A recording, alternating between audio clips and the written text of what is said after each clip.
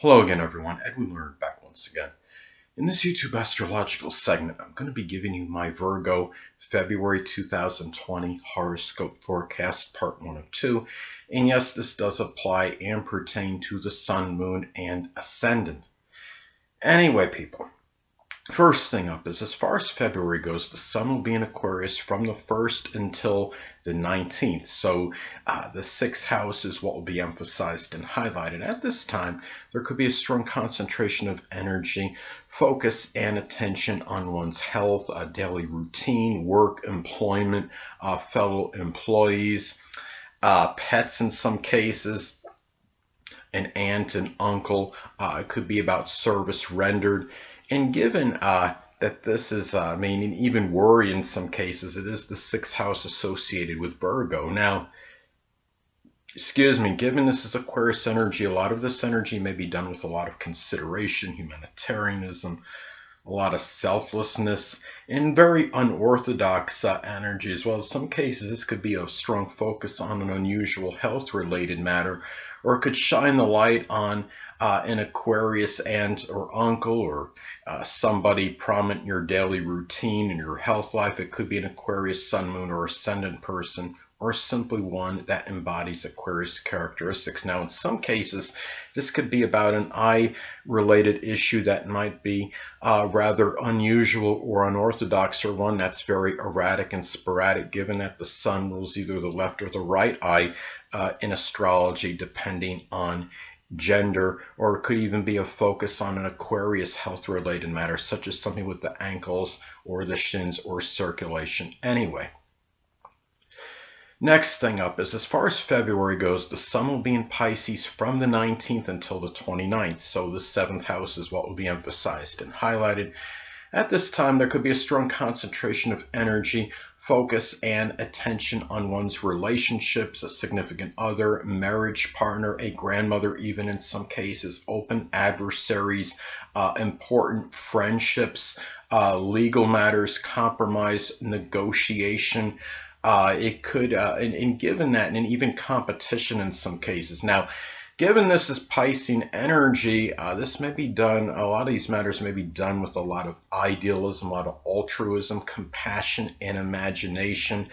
But also, there could be some deceptive and duplicitous energy in connection with this. In some cases, there may be a strong focus on a rather deceptive or duplicitous, in some cases, a marriage partner or significant other, even a grandmother, or simply one that you might see as overly idealistic, even gullible in some cases. Now, this could also shine the light, so to speak, on a Pisces open adversary that could be a Pisces sun, moon, or ascendant person, or simply one that embodies Pisces characteristics or traits. So anyway, now another thing too is, now given that the sun is like connected with the dominant males in one's chart, this could be a situation where a dominant male in one's life, it could be a Pisces sun, moon, or ascendant person, or simply one that embodies Pisces traits, might figure prominently in some legal matter, or even be an open adversary in some cases, or in some kind of negotiation or competition issue at this time. Or it could be a focus on Pisces-related competition, such as something with dancing or poetry or photography, or even like fantasy or fiction writing. So anyway, next thing up, there will be a full moon in Leo on February 9th, so the 12th house is what will be emphasized and highlighted. So at this time, well, this could manifest in a number of ways. This could be about, in some cases, some isolated cases could actually be a revelation or unveiling of a Leo hidden adversary. Could be a Leo sun, moon, or ascendant person, or simply one that embodies Leo characteristics. This could be a time too where a battle that might have been private might come to an end that was very dramatic, might have a very dramatic ending, may have been done with a lot of that Leo-like ferocity, and it might have been issues over pride or ego. It might come to an end or culmination at this time. Now, also too, I mean, when you're talking about full moons in astrology, it could be about what we could become tired, exasperated, or full of, so to speak. It could be a time where one becomes tired, exasperated, simply full, in some cases, of an overly domineering or overbearing or even extravagant, overly gregarious, attention seeking. It could be an aunt or an uncle, someone prominent in your private life. It could be somebody that might be in the 12th house profession, such as spirituality or the metaphysical, which includes astrology. This could also be about an ending in some cases where you are showing a lot about being very magnanimous and generous toward someone or some people that were less fortunate than yourself, such as the homeless, the impoverished, the hungry, or the oppressed. So those are some ways this could manifest and pan out. Now, in some cases, this could be about some revelation, becoming cognizant, self-cognizant, really, of your of some Leo-like mental illness, but this is very isolated and it would be very seldom. I would think it could be something connected with like delusions of grandeur or something that's connected with an overimportance of oneself. So anyway, next thing up. There will be a new moon in Pisces on February 23rd, so the 7th house is what will be emphasized and highlighted. So at this time, well, this could manifest in a number of ways. This could be about the beginning period of some Pisces related competition. It could be the start of doing some competition connected with poetry, dancing, photography, chemistry. It could be something associated with dancing, anything that could be Pisces related, or you might even embark on a new relationship with a Pisces sun, moon, or ascendant person, or simply one that embodies Pisces characteristics. It could be a new Pisces open adversary at this time as well. Again, it could be a Pisces sun, moon, or ascendant person, or one that embodies those traits. Now, it could also be a starting point with a lot of where you begin to show a lot of self-sacrificing energy, altruism, compassion in matters with a relationship, a significant other, a grandmother even in some cases, and also maybe the starting point of forgiveness of an open adversary at this time. Now, in some isolated cases, this could be like about the start of some confounding really nebulous or unclear legal matter at this time, where you're a little fuzzy on some of the details and the why connected with it, or something else associated with it at this time. So those are those are some ways that this can manifest and pan out for you at this time, Virgo. So anyway, well, next thing up. Mercury will be in Aquarius as far as February goes, from the 1st until the 3rd. So at this time, the 6th house is what will be emphasized and highlighted. Well, you might find yourself trying to think outside the box and thinking very futuristically about your employment, or there could be about the communication regarding possible Aquarius employment, such as something associated with computers, electronics, innovation, new ideas, new concepts, aerospace, astrology, astronomy, anything Aquarius related. But also at this time too, another way this could manifest and pan out, you could be talking about some Aquarius type. It could be a health related matter, such as something with the ankles or the shins or the circulation.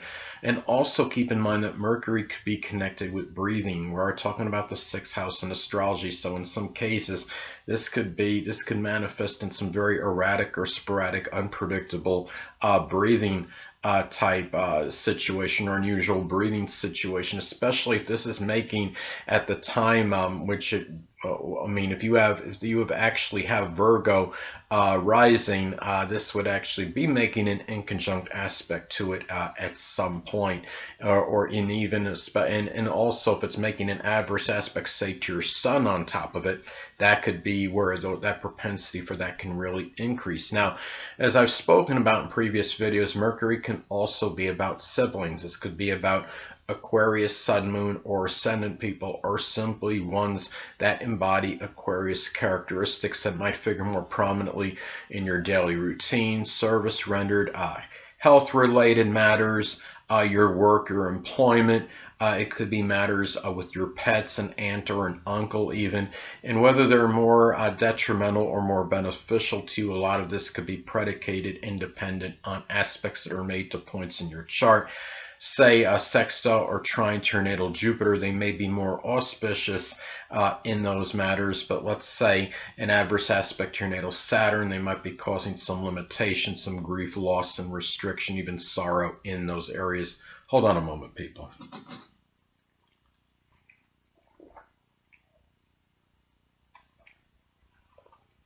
Sorry about that, I'm back. But anyway, next thing up. Well, Mercury will be in Pisces as far as February goes, from the 3rd until the 29th. So the 7th house is what will be emphasized and highlighted. So at this time, well, this can manifest in a number of ways. This could be about dealing with some deceptive and duplicitous communications from a significant other or grandmother in some cases. It could be about at this time, though, where you could be actually thinking in terms of seeing the overall picture in terms of a grandmother, a significant other, open enemies, maybe even thinking about forgiving open enemies at this time, open adversaries. It could also be a time, too, where this could be about the communication regarding is some kind of Pisces related competition, such as dancing or photography or poetry or chemistry, anything that could be Pisces related, something water related, such as fishing or anything again that could be Pisces related, swimming. It could also be a time too, as I've stated previously, that Mercury can also be about siblings. This could be about Pisces, Sun, Moon, or Ascendant people, or simply ones that embody Piscean characteristics that might figure more prominently in your legal matters, dealings with open enemies, compromise, negotiation, competition, dealings with a significant other, your relationships in general, important friendships, and whether they're more beneficial or more detrimental to you. A lot of this could be predicated and dependent on aspects that are made to points in your chart. Say a sextile or trine to your natal Jupiter, they may be more auspicious in these matters, but say an adverse aspect to your natal Saturn may be going in the other direction, might be causing some loss or some sorrow or grief or limitation in these matters. Next thing up. Well, Venus will be in Pisces as far as February goes, from the 1st until the 7th. So the 7th house is what will be emphasized and highlighted. Well, at this time, guard against unrealistic spending on say legal matters or your relationships on others in general. There might be a lot of money that's spent with a lot of self-sacrificing energy. You might be sacrificing a lot of your income at this time to help other people that are important or play a significant role in your life. And also guard against, dealing with shady partnerships at this time. This could be about a time when you're talking about Venus and Pisces energy in general. It could be a time where there could be more susceptibility and more activity connected with financial fraud and deception than usual. So guard against that if you're dealing with any prospective business partners at this time, and even in matters with 7th house people in general, even with a grandmother in some cases, maybe, or even with a significant other. It's where people will sometimes could be a little bit more conniving or saying, I'm going to pay this amount back, and they might not come through. There's less possibility of them coming through for you or having the right intentions monetarily at this time. Now, it could be a time though too, Virgo, if you are unattached, you may connect with a Pisces, Sun, Moon, or Ascendant person, or simply one that embodies Piscean characteristics. It could be somebody that might lead to a significant, really strong significant other situation, a potential marriage partner, or somebody that might be, like, say, in a 7th house type field, such as something with like art or some legal field, or even working with arbitration or something, or working as a diplomat or with negotiation. So anyway, people, last but not least, Venus will be in Aries as far as February goes, from the 7th until the 29th.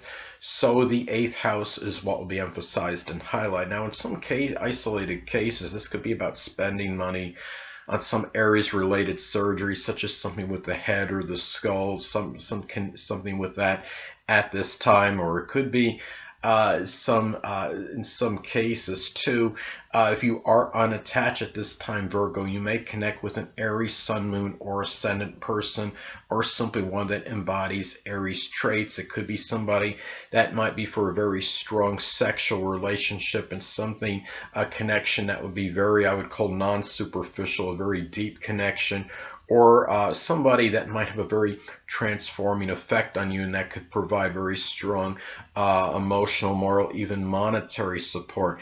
This could also be about very aggressive, assertive, impulsive spending on 8th house related matters. It could be connected with the death of somebody prominent in your life, or even a sexual partner, or even some tax related matter or insurance related matters. It could also be in some cases about valuing aggression and being aggressive, being very assertive, being very fearless and courageous in 8th house matters, such as making a major change or transformation. It could even be dealing with a crisis situation in some cases. And also, as far as giving moral, emotional, even monetary support, and in matters with a sexual partner or someone you're in an intimate relationship with at this time. So anyway, people, that'll conclude this YouTube astrological segment for my Virgo February 2020 horoscope forecast, part 1 of 2. And stay tuned next time, where I'll be giving you my Virgo February 2020 horoscope forecast, part 2 of 2. Until next time, people, Edwin Learnard saying stay well.